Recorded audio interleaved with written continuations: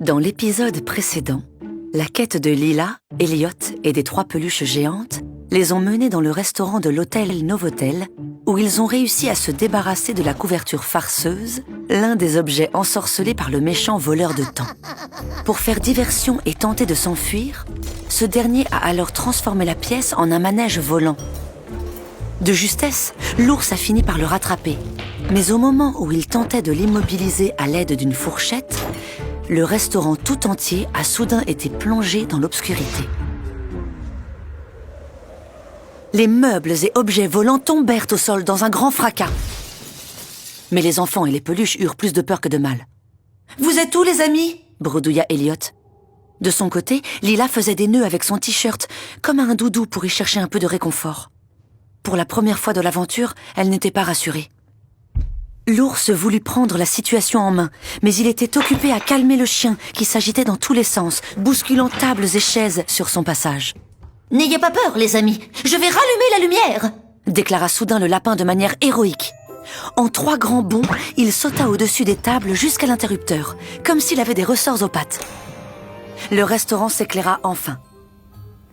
« Bon, merci, lapin !» dit le chien rassuré. « Il n'y a pas de quoi !» répondit le lapin. « Rien de plus facile !» Ces deux-là se chamaillaient souvent, mais s'aimaient en réalité beaucoup.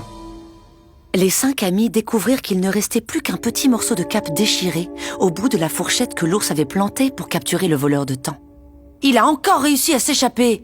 s'exclama Elliot. « Il faut trouver un nouveau plan !» répondit Lila en lâchant fièrement son t-shirt doudou désormais tout froissé. Pour reprendre des forces, la bande d'amis décida d'élaborer leur plan de bataille autour d'un goûter bien mérité. Ils s'installèrent autour d'une table et Elliot proposa gentiment d'aller chercher de quoi grignoter au buffet. Quand il revint quelques minutes plus tard, il était caché derrière un immense plateau rempli de fromage, de tartes multicolores et d'une corbeille de fruits frais. Pendant qu'il mangeait, Lila fit le point. Le voleur de temps était désormais privé de presque tous ses objets magiques et n'avait jamais été aussi faible. « Il faut retourner à la chambre pour rendre tous les objets volés à nos parents », lança-t-elle.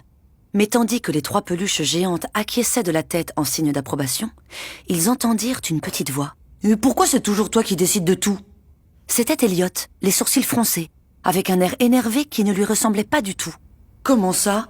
demanda Lila très étonnée. « Elles sont nulles, tes idées. Et puis j'en ai marre que tu nous commandes tout le temps. » Lila poussa un petit rire. « Oh, arrête de faire ton bébé, Elliot. Allez, les amis, venez !» Mais Elliot ne plaisantait pas. « Il n'y a pas que toi qui sais ce qu'il faut faire, hein. On s'en fiche des objets volés. Il faut retrouver le voleur de temps. Et puis d'ailleurs, c'est ce que je vais faire. » Et il disparut par la grande porte d'entrée du restaurant. Lila était tellement sous le choc qu'elle n'eut pas le temps de le retenir. Elle n'avait jamais vu son frère fâché comme ça. Son regard se voila de buée. Elle sentait les larmes monter, mais ne voulait pas que les 3 peluches la voient pleurer. Le chien, qui avait horreur des conflits, avait replié ses oreilles sur ses yeux pour ne pas regarder. « Je ne sais pas ce qui lui arrive, mais nous devons le rattraper, » dit l'ours.